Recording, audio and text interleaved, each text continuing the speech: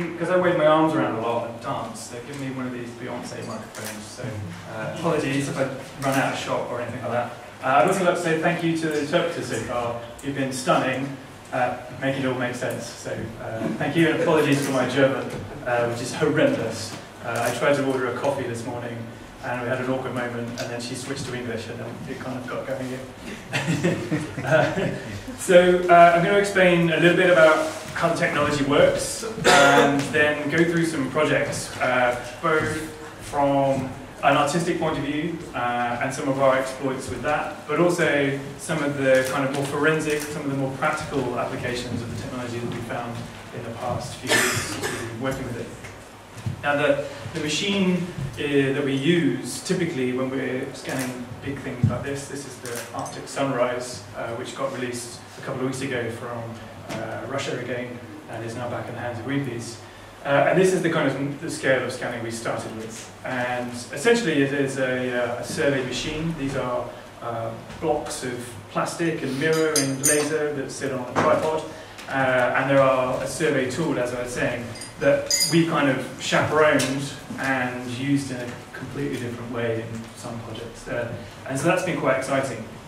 Now, the machines themselves are incredible because their resolution that they're able to capture at takes normal kind of scanning that you might see with a Connect to the other level of the uncanny valley. These are resolutions where the boundary between real and digital are beginning to kind of crumble, and that's a really kind of exciting time for us to be at this stage when this is an emerging technology like 3D printing was 10 years ago. That's where kind of 3D scanning comes with at the moment. And rather than it being built into phones, which is coming, but we have loads and loads of boxes, so it's a little bit like photography of the 1800s, where if you want to go anywhere, you've got to have an army of people to carry it all for you and assemble it, and each scan takes maybe kind of 15 minutes, so it's not an instant thing. But, you know, as I'm sure that the manufacturers will want, it'll be faster and cheaper and easier to use, so there we are. This first slide takes us through a house that we've scanned in central London, and it gives you an idea of what data looks like and how we put it together. This is one scan, and you can see where we put the scanner because it has a blind spot beneath it, which you can't see, and that's these little holes here. And so in all of our images, you'll see these holes, so you can tell where we've got to. And the first process the machine does is its spatial measurement, and it uses an infrared laser, which is built into the unit, and a mirror. It shines that out to the world. And like radar or sonar, it measures how long or how far away an object is and records a position. The amazing thing about this way of looking at the world is that if you increase that rate of measurement to nearly 1 million times per second, you end up with positions of measurement that might be less than 1 millimeter away across the size of a room. So what we have after that is a point cloud. So many of these points that they start to become surfaces and look like solid things, but actually they are only just positions in space, and they're defined by their numbers. So if you looked at this file, exported it as a text format, which you can do, you end up with X, Y, Z, intensity, which is this, and then RGB as well.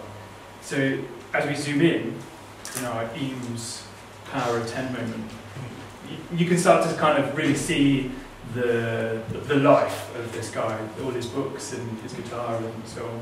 But we can also go in further and start to see those individual measurements that the machine is making. Each one of these pixels is not because my image is rubbish, but these are pixels because they're each one of the measurements that the machine has made. And we're just about able to see guitar strings, but that's the limit really of this level of technology at the moment. There are other things that we use to do other resolutions. Once we've done that spatial capture, we then add colour information, and that's as simple as swapping out the scanner for a camera, and we take a panoramic photo and stitch that together, and in post-production push that information onto the spatial. So after we've got that X, Y, and Z position of each point, then we have an RGB value as well. So in a technical level, it's really simple, but what's amazing is when you have several billion of these points, it then becomes another kind of thing altogether. So as you can see, we can't see through walls. We have to kind of go around other parts of the house, build in more of the picture. So we did a scan in his living room, we did a scan in his kitchen, we went upstairs into his living room, and then out onto his roof here, through the little hatch, and then back down into the street. And then once we set this up, we can keep going, we can keep adding in more scans, we could do the whole of London if we had time. But that maybe would take a kind of day, basically, on site. Each scan is maybe 15 or so minutes, turn around, and might be anywhere between 10 and 100 million points each scan. So by the time you put all of that, you've got mind-boggling numbers going on. And, as explained earlier, our kind of commercial practice might offer this as a drawing to the architect or to the engineer, which is our ultra survey, our ultra resolution imagery. The white line you can just about make out is what would be a standard survey. And, a normal guy with a field light would come in and measure the corners of the walls. But what we're able, obviously, there to do is to kind of provide this detritus of life within that. And it's where he left that house that morning. And that's really the incredible thing about what we're able to do, is we're not only just capturing physical space, but because of the detail and life that you're able to see, you're actually kind of capturing a moment in time. And that's, I think, a significant shift away from just measuring space with four corners of a room. So you start to measure life, and that's really amazing thing. This was a piece of artwork that he said he wasn't allowed to have, so he quickly cottoned on and had to start covering that stuff up. And he was quite scared actually by the resolution that we were able to do. And so two extremes of that resolution. One is this project here, which is Lord Nelson's Trafalgar Coat. This is the one he got shot at the Battle of Trafalgar. This is the one that's got the bloodstains on the inside. This is the one with the bullet hole in it, which is really cool, and the exit wound at the back. So we had access to this sort of priceless British monument, really, to our empire, and made an interactive exhibit for them out of that. And right at the other scale is this, which is part of Lima. This is Peru. This is the mountainside where the favela is spreading up into the mountains. And this is a collaborative project with UCL, who are beginning to map these areas, because there's no kind of official mapping, there's no ordnance survey typically for Peru. And these are all growing organically up the hill. So they're taking mapping and turning it on its head by allowing the locals to put their own house in, to draw their own roads, to draw the ways. And we can capture this much data in a day using a drone, and then provide that back to them so they can start doing their own open maps. So that's a really kind of exciting area that we're working with now, is looking at square kilometers of data rather than square meters of data, which is quite cool.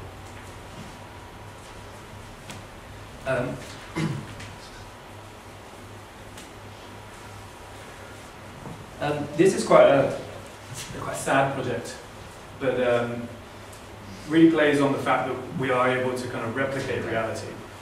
This is the White House, which is a small building on a mine in Bosnia.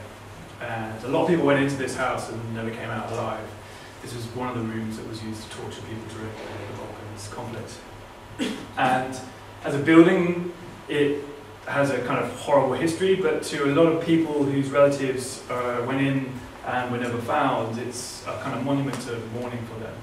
And being on this active mining owned by ASO Metal, there's no access to the site. They've only allowed people into this building once in the past 15 years. So really it's a monument kind of in exile that they can't ever reach here. So what we did was pose as photographers. Little did they know that actually we were able to kind of capture the entire space and all of its surroundings, and brought that back to the people so that they could experience and see the space themselves. And I think that's kind of building on this idea that not only are we surveyors of space, but we're surveyors of memories. And you can see the kind of memories that people have left here in the space, the petals, the name tags, the clean-up job that the mine had done to the room. They kind of whitewashed over all the blood on the walls, and you could see the radiators that had been stolen and the original paint kind of all behind that. So in a way it's kind of forensic in that ability to look at space and allow people to re-interrogate it, having never been to the site or been once but never allowed to return. And so that's kind of quite an exciting ability to use this technology for those kind of projects. It also builds on another project with forensic architects, and that was who the original collaborators were for the project. They expanded it here to look at Belgrade, and this is Staromista, which is a small area within central Belgrade, and has a really lovely history from being used as a world fair, being used as another kind of world expo, but then has a dark period of history being used as a concentration camp during the war.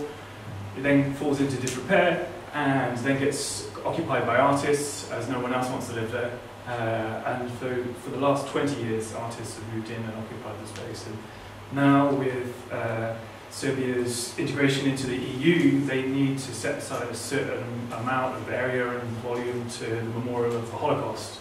And so now their process is to take this site and cleanse it again, like kind of repeating history, and evict all the artists. And part of the argument that forensic architects are trying to make is that actually that's really wrong, to be pulling space back away from the people to make this just monument to the Holocaust, which is shocking. And archaeological history is not one space in time. It's not about reversing it to preserve one element, but actually look at all of the occupation of this site.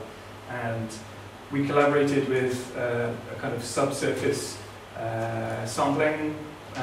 Susan Coles came with us to do the GPR, which is basically just ground penetrating radar. And so we were able to overlay her archaeological analysis of what was going on underneath the ground with us above the ground, and really trying to propose and look at the site and how it gets used today and hint at its past, and really accelerating its rich history instead of trying to promote the idea that actually they should choose one moment in time. Also, it has a familiar resemblance to the building outside with the columns and picture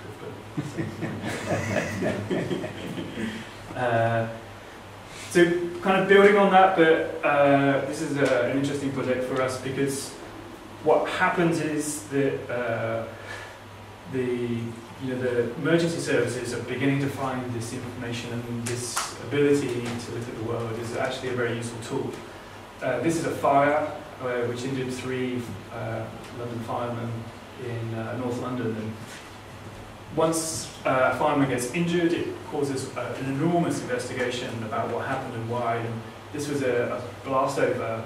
Effectively, here a gas main had burst, an electrical fire had built up a volume of smoke above the shop, and the fireman had entered the property in the rear and get kind of that Hollywood flashover. But it was such a big flashover that it pretty much tore the place apart. And so our information here really is just simply to catalogue what happened, how the spaces are relating to each other, and really just providing the base level. There's no kind of creativity in this. This is really just about somber reality, and that's really interesting as a practice, that we can combine 1 week working on this and the other week working on music videos, but it does sort of tear your mind in 2 different directions quite a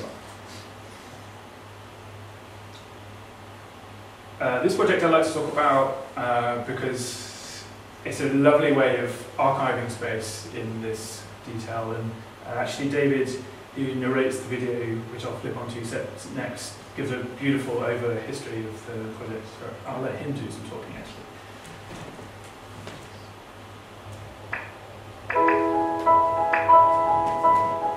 My name's David Rooney. I'm the Science Museum's Curator of Transport. The Shippen Galleries opened at the Science Museum in 1963. It's the biggest gallery space in the museum, and it was stuffed full. Over 1,000 absolutely remarkable exhibits. Genuinely historic stuff. Every time I walked through, I found something I'd never seen before. After half a century though, it was time to close the doors. It was time to make way for new exhibits. But we wanted some way to preserve the old shipping galleries. and I was really excited when we got the chance to have the whole display laser scanned. 2 billion precisely measured points. And so now we can make a virtual model of the galleries. We can see them in an entirely new way. It's a unique permanent record of a unique historic exhibition. It lets us fly through the gallery.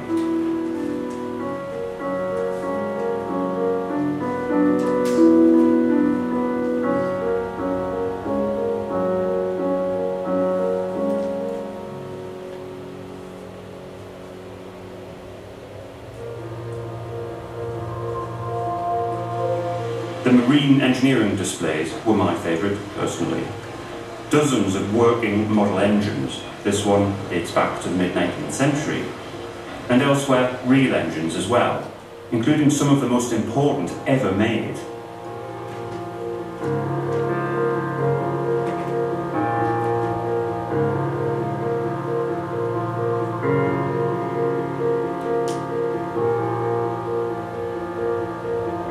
One of them's the world's first marine gas turbine. It's a Metropolitan Vickers engine derived from a wartime jet that got fitted to a motor gunboat in 1947. But that one was just the latest in a long line of historic engines on show.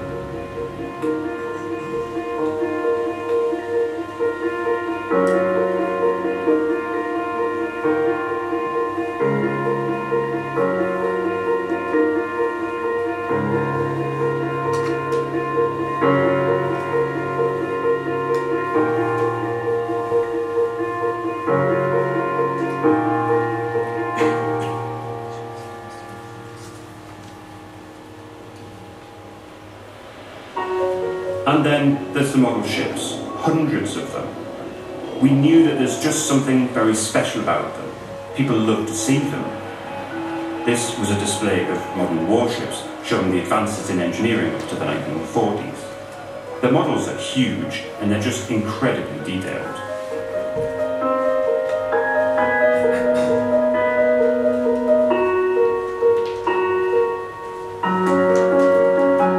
But the gallery wasn't just for the biggest ships, or the fastest, or the newest.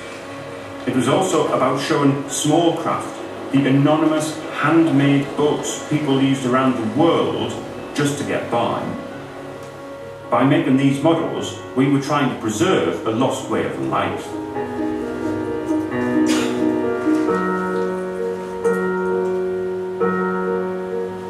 Some of our models tell heartbreaking stories. The Arandora Star was a cruise ship, but it got converted in the Second World War into a transport ship. In 1940, it got torpedoed.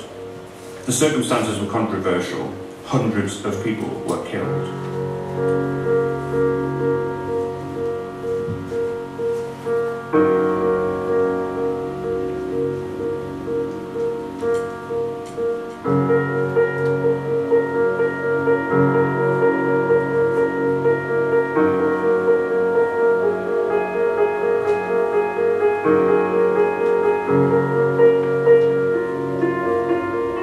One of our models is a very famous ship, Brunel's steamship, the Great Eastern.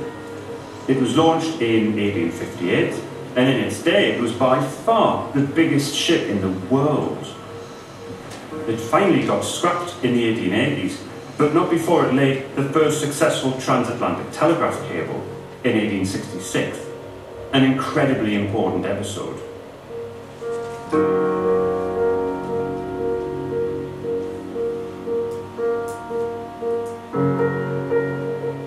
We're famous for our dioramas. This is a tiny three-dimensional room set made by the Science Museum's workshops in 1960. It shows Samuel Pepys and the rest of the Admiralty Board in 1677 deliberating over a model ship. So that tiny ship on the table, that's a model of a model. Amazing. One of our model ships. It goes on for quite a while, so I'll skip on. But For us, it's really interesting because it's still also an open project with the museum. They have a really lovely ethos in that everything that they produce, being made from public money, is therefore kind of public property. So what they really want to do is release our data publicly, which is fantastic. We'd love to, but it's 2 terabytes, so it's a little bit of a challenge for working out how we're just going to put that on the internet. Whether literally we'll put it on the internet and people will just fill up their computers, or whether we can come up with a cleverer way of people actually engaging with the museum again, and maybe through technology like the Oculus Rift or through gaming engines like Unity, allowing people to kind of go back into the museum and go have a look. And really, the people who are the sort of mega boat geeks were really happy that we'd scanned it. And now the museum has closed this part of the gallery and made way for a really exciting new exhibition about information technology. So it's kind of apt that they scanned the last one, but we hope that they scan the new one as well.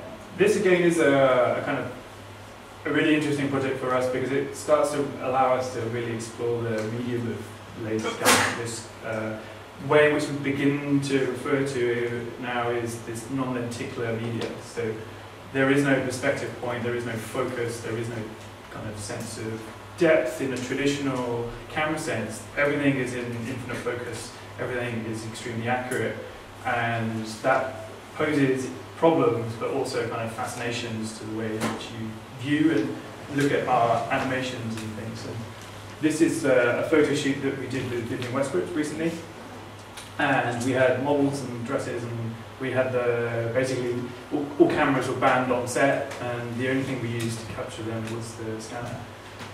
It was really interesting that the makeup people kind of freaked out. They were like, "Oh my god, how are they going to see our makeup?"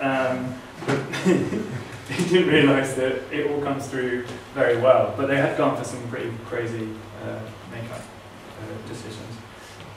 So this is just a few shots. So the other aspect about these images is that the traditional kind of photography concentrates on the model, but as architects as well, we kind of want to concentrate on the building. So the set was really important to the decision of the day, and as much as who the models were, and this kind of more traditional photography kind of setup, which what we're hinting at here, this 1800s kind of wet plate photography pose, but with a brand spanking new piece of laser scan gear. So, and the other frustration with a lot of our work is that it gets distilled down to things that are seen on screen or that are printed out and put on the wall. So you lose that understanding that this is space, this is the entire room collected. It's not just a crazy bit of Photoshop or some stylistic photographs. These are dimensional space. You can go back in there and make the distance between her eyes, 3D print out her a pair of glasses and ship them to her, and she'd have a perfect pair. So there's that kind of moment there that we'd like to kind of reveal more than just kind of pose as photography. The other exciting thing that we've been working with our students and part of our research at UCL is really messing with the scanner and turning it on its head. And one of the things that you can do with the scanner is stop it rotating and doing a 360 and just put it on record. And basically that forms a slit scan photography camera. So here we put the scanner on a barge, and then we drove it down the canals in London, and then we asked students to look back at the data and extrude it so that it matched reality, whereas here it certainly doesn't.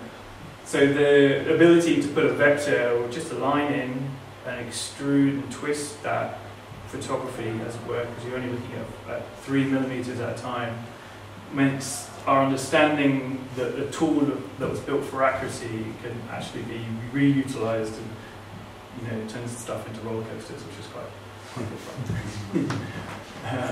And you can see that the stripe in the middle is the boat on which the scanner is mounted. So these are just extrusions of that. But as you put in other formula and change the orientation, you get all these kind of distortions and stuff. And the other interesting project, which was done last year by students in Scotland, was this animation here. And it's got a lovely little bit of audio behind it. But the brief to the students at UCL was to make a 30-second movie. And we were in this forest in Northumberland, and the film was going to be previewed at the observatory later on in the week. So they had about 5 days to put together an animation, which is pretty tight. And all the groups went out, found a site, and made camera files and rendered it all out and made a nice movie. But this group were really interesting because basically they went around and stole all the scans from all the other groups, and then they made a new hybrid landscape out of all of that data, and then made their animation through it. So this is not reality. This is a constructed mash of all the other people's scans. And again, it starts poking conversations about tools that might lie, or tools that you're bending the truth and fooling people into that. So we've got another project where we like to take people along a path that you might believe is true, but then suddenly you realise that the whole thing is a complete falsity. So it's that illusion of truth, which is quite fun to play with for this kind of information.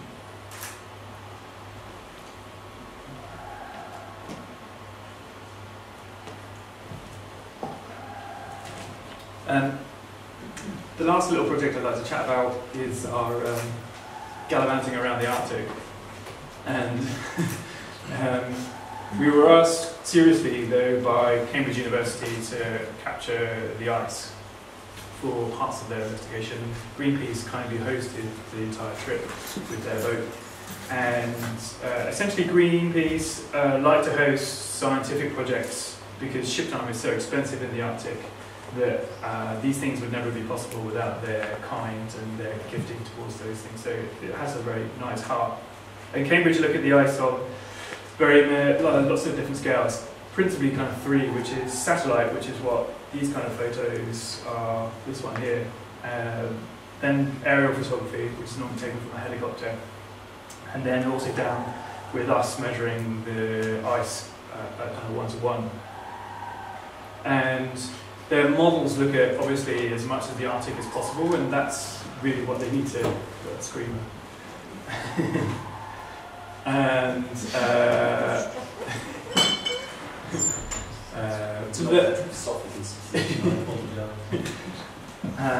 so their aims really are to kind of verify a lot of their data. The satellites are amazing because they're able to capture the entire surface of the Arctic in several hours and have a very low rate of error, but the error might be plus or minus 10 centimeters, which, when you think about a satellite being, I don't know how many hundreds of kilometers away, is phenomenal.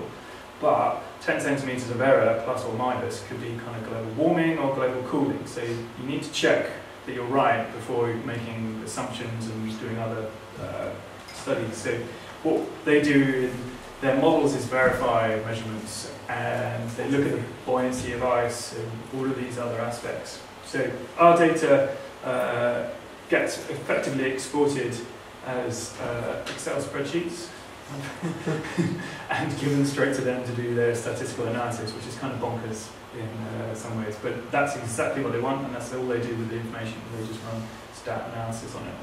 So we would be on ice anything between kind of these kind of small parts down to like tiny jobs like this, which is kind of that size, this room, and right up to humongous pieces. And one of the other key features that they're really interested in is this kind of rocky moment there. That's a pressure ridge, which is where 2 pieces of ice collide. And like India smashing into the northern Asian plate, you get the Himalayas, and you get the same thing in ice, both above and below water. We have quite a few good science lessons while we're out there, so we're fully qualified CI scientists. To measure the underside, they need to drill holes through them and do old school kind of measurement, like stick and tape measure down it to understand its underside. And also taking samples from either side of ridges can help identify the age of ice. So ice that might have frozen over that summer can collide into ice that might be 2 or 3 years old. And the salinity changes with age, so you can tell what the kind of what's going on in terms of the topology of certain areas. So they would drop us off onto ice and promise to come get us by lunchtime. And we could be working in really complicated areas like this, or kind of much smaller areas like this, being dropped off by helicopter. And we were very fortunate enough to find this piece of ice, which is called a stabuka. It's brown, which is really weird in the Arctic, because basically you get kind of white out, everything's white, the sea's white, the sky's white, you get completely absorbed into that, and then suddenly you see this brown thing on the horizon, so the first thing you do is steam ahead to go see what the hell it is. And basically it's a piece of ice that has become so large that silt water and river water has flown over it and been frozen in. And they're so large they get beached, and in areas of northern Canada and Siberia they'll last the summer, but all the water from the land will flow over them, and that's where all the silt comes from. So they're incredible objects out in a kind of very white area. So we were the first people to ever scan one of these and analyse it and look at it in quite a lot of detail. And the exciting thing was that we had an underwater drone with us at the time, which was being run by Woods Hole Oceanographic Institute in the States, and that was looking at analysing what was underwater, because we can only see obviously what's on top. Now, as I was saying, the data always gets delivered to the scientists as spreadsheets, and for us that's a kind of crime in some ways. So we were fortunate enough to have the opportunity to exhibit some of that again last year, and the AA Gallery, which is the Architectural Association in Bedford Square, gave us a budget and told us to go and make some ice. So I thought, great, that sounds like a lovely idea. So what we did was reconstruct scale replicas of 7 pieces of ice that we measured in the Arctic, and then we left them to melt over the course of a month in the gallery space. It sounded a really good idea at the start, and then we realised that we needed to replace them every 3 days because they were melting. So it turned into an epic project of replacing. But it formed as a very apt metaphor for everything, and Greenpeace had helped sponsor the show. So the metaphor that these things were temporary and ever-changing really fitted well with the story, so they used it for lots of publicity and stuff. So I've got a few kind of slides that gives away a little bit of how we did it. One of the drawings that we were really keen to do as architects, always trying to do a drawing that tied the whole thing together, was this one, and it helps put into perspective where we were, what ice we'd captured, and we'd also wanted to do our own projection mapping. So basically we'd taken traditional techniques and kind of modified them to distort the area with which we were the least. So this kind of area just about here is the most correct technically, and then China and America get distorted wildly. So it's kind of a little bit political in